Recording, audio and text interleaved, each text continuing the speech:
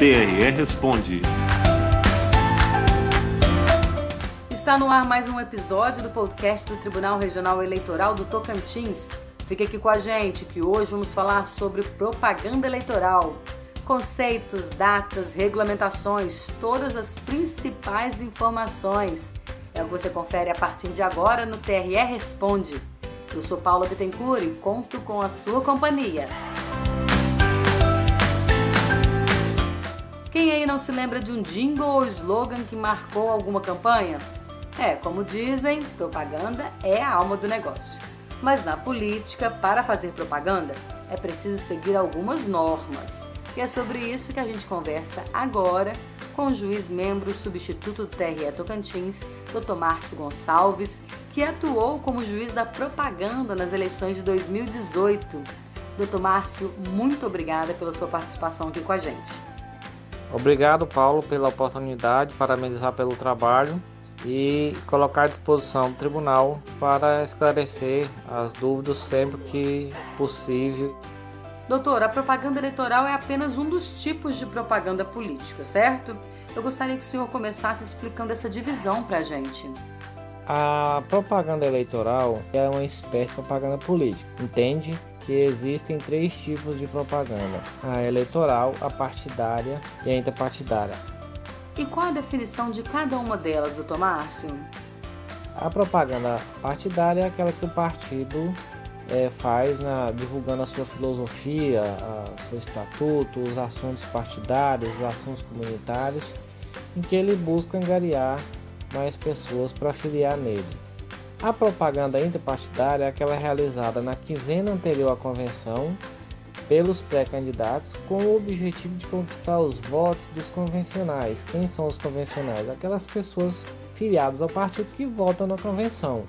Então ela é o que a gente chama de intramuros, ou seja, ela pode acontecer só dentro do partido, ela não pode extrapolar os limites ali do partido, com propaganda de rua, sob pena de configurar a propaganda antecipada.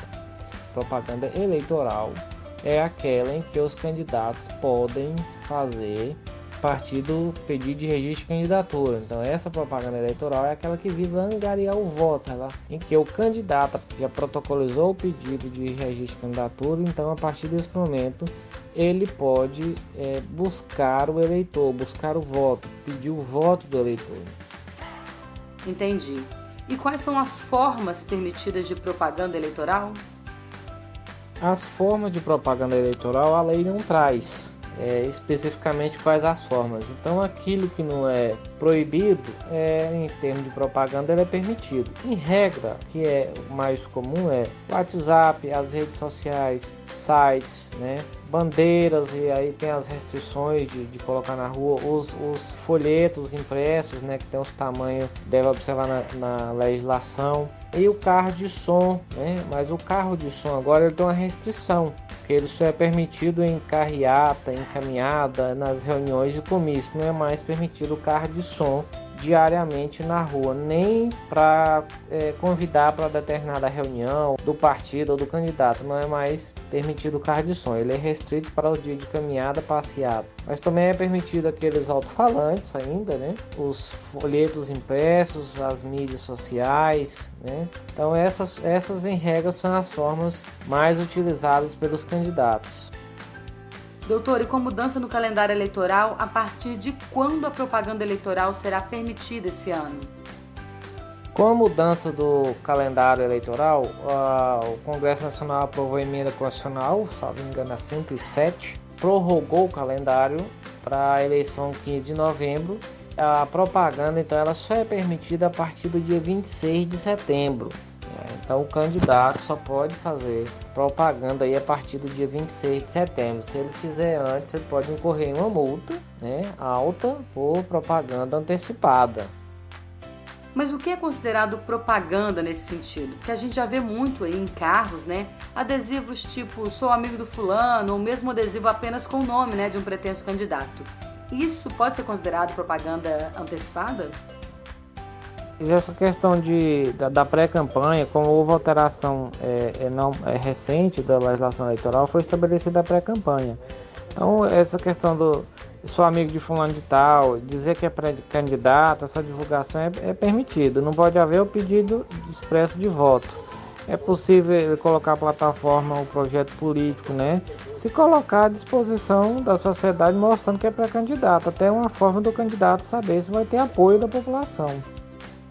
Para a gente orientar quem está nos ouvindo, quais os cuidados que partidos e candidatos devem ter para não fazer uma propaganda irregular neste período?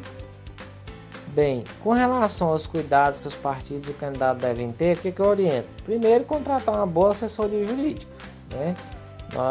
As campanhas agora elas estão altamente técnicas, então o candidato precisa de ter um advogado e um contador, então ele precisa ter uma boa assessoria para orientar ele, né? Contratar as agências de publicidade, ele precisa ter esses profissionais da assessoria jurídica para estar orientando o que pode, o que não pode, né? São muitas regras, né, doutor?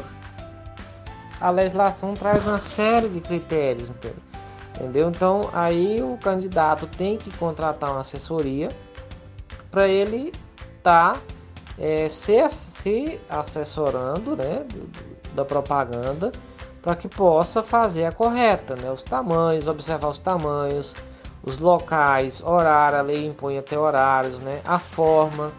A questão dos impulsionamentos, ele tem que tomar cuidado no impulsionamento de conteúdo na internet, contratação de site, né? Não pode. Então tudo isso o candidato tem que observar. Ele tem que tomar muito cuidado, porque às vezes uma propaganda errada lhe custa multa, lhe custa uma retirada dessa propaganda que às vezes já está aí sendo distribuída em todo o município, né? Então se ele fizer uma propaganda com tamanho irregular e que não atende os requisitos da lei, questão do vice, do CNPJ, da quantidade de tiragem, a Justiça Eleitoral pode determinar que ele retire toda essa propaganda. Então isso é um prejuízo grande para o candidato. Verdade. E doutor, sabemos que a participação do eleitor como agente fiscalizador é muito importante para o processo eleitoral. Qualquer cidadão pode denunciar casos de propaganda eleitoral irregular? É importante, porque o cidadão é o grande fiscal do processo político, da democracia. Então, se o cidadão entender que há uma propaganda irregular, ele pode levar essa notícia ao Ministério Público, levar essa propaganda, essa notícia até mesmo para os partidos, outros candidatos participantes. Então, ele pode levar o conhecimento do Ministério Público, né, através do site, das ouvidorias e da própria Justiça Eleitoral, que tem ouvidoria. Tá certo, doutor Márcio. Muito obrigada pela sua participação aqui conosco. Tenho certeza que contribuiu bastante para que as pessoas sejam cada vez melhor informadas e conscientes, né, do seu papel como cidadão e parte importante de todo o processo eleitoral. Levar o conhecimento da população em geral sobre assuntos eleitorais é de extrema relevância para a democracia. O TRE está de parabéns por levar a comunidade, ao povo, aos eleitores, as informações sobre as regras eleitorais. Obrigada, doutor. E olha só, pessoal, agora chegou a hora do Vitrola do Eleitoral. E o recado dele sobre propaganda eleitoral serve para todo mundo, partidos, candidatos e eleitores, viu? Fique atento.